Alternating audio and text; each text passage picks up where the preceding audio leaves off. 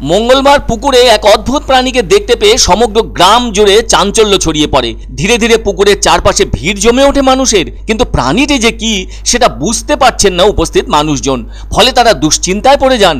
শেষটায় প্রাণীটিকে উদ্ধারে নামেন পরিবেশ প্রেমীরা। প্রাণীটিকে উদ্ধার করে আনার পর দেখা গেল ওটা কোনো অচেনা অজানা অদ্ভুত প্রাণী নয়, একটি প্যাঙ্গোলিন। বাংলায় একে বনরুই বলা হয়ে থাকে। এমন ঘটনাটি ঘটেছে ক্রান্তি ব্লকের তেশিপোলা গ্রাম পঞ্চায়েতের অধীনে থাকা ডিমকাঝোড়া এলাকার এক ব্যক্তির পুকুরে। পুকুর মালিকের নাম আব্দুল সামাদ। তবে পরিবেশ প্রেমীদের একটা দল এসে অবশ্য ওই পুকুর থেকে প্যাঙ্গোলিনটিকে উদ্ধার করতে সক্ষম হন এবং ওই প্যাঙ্গোলিনটিকে বন বিভাগের হাতে তুলে দেওয়া হয়েছে ওই পরিবেশ প্রেমীদের উদ্যোগে। ওই প্রাণীটি ফলিডোটা বর্গের আঁশযুক্ত স্তন্যপায়ী প্রাণী। মুখে দাঁত না থাকার আগে এদেরকে দাঁতহীন স্তন্যপায়ী প্রাণীদের দলে অন্তর্ভুক্ত করা হয়েছিল, কিন্তু কিছু বিশেষ বৈশিষ্ট্যের কারণে বর্তমানে প্যাঙ্গোলিনকে আলাদা একটি শ্রেণী ফলিডোটার অন্তর্ভুক্ত করা হয়েছে, যার একমাত্র সদস্য বনরুই। পিঁপড়ে ও পিঁপড়ে জাতীয় প্রাণী প্যাঙ্গোলিনের পছন্দের বলে পিঁপড়া ভুক নামেও এদের পরিচিতি আছে। তবে অনেক উপজাতি এদেরকে রুহিন বলেও ডেকে থাকেন।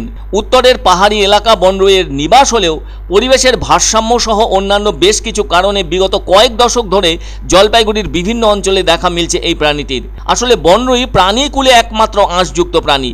শরীরে মাছের মতো আঁশের ফাঁকে ফাঁকে থাকে শক্ত লোম। স্বভাবেও বড়ই অদ্ভুত। কুঁজো হয়ে দুলতে দুলতে চলে, আবার লম্বা লেজ গাছের ডালে জড়িয়ে ঝুলেও থাকতে পারে। বিপদ বুঝলে সামনের দুই পায়ের ভেতর মাথা ঢুকিয়ে লেজ দিয়ে দেহ ঢেকে বলের মতো করে নেয়। একবার সামনের পা দিয়ে কোনো কিছু আঁকড়ে ধরতে পারলে শক্তিশালী প্রাণীও এদের কিছুই করতে পারবে না।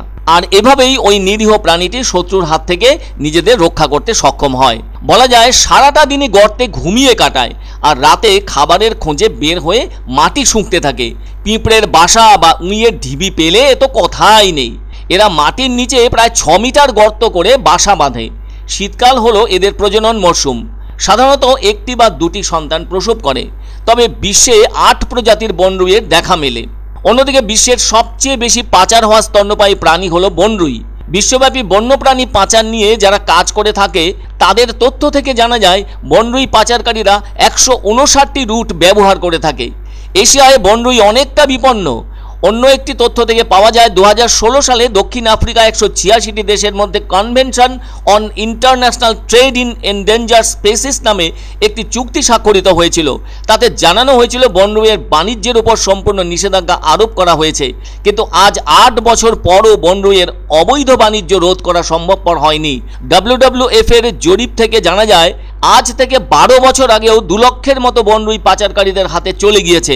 সেই দিক ভাবলে এই 10 বছরে ভারত, মায়ানমার, থাইল্যান্ড, চীন, আফ্রিকা ও বাংলাদেশ থেকে সর্বমোট 16 লক্ষের মতো বনরুই পাচার হয়ে গিয়েছে। আবার IUCN বা আন্তর্জাতিক প্রকৃতি সংরক্ষণ পরিষদ তাদের প্রতিবেদনে জানিয়েছে এতদিন এশিয়া ছিল একমাত্র বনরুই পাচারের ক্ষেত্র, কিন্তু এর সাথে যুক্ত হয়েছে আফ্রিকাও। বন্যপ্রাণ সম্পর্কে এদেশের সাধারণ মানুষ সচেতন হলেও পাচারকারীরা দুরন্ত হয়ে উঠেছে। এদের কড়া হাতে দমন করতে না পারলে আগামীতে বনরুইয়ের ভবিষ্যৎ কঠিন হয়ে উঠবে।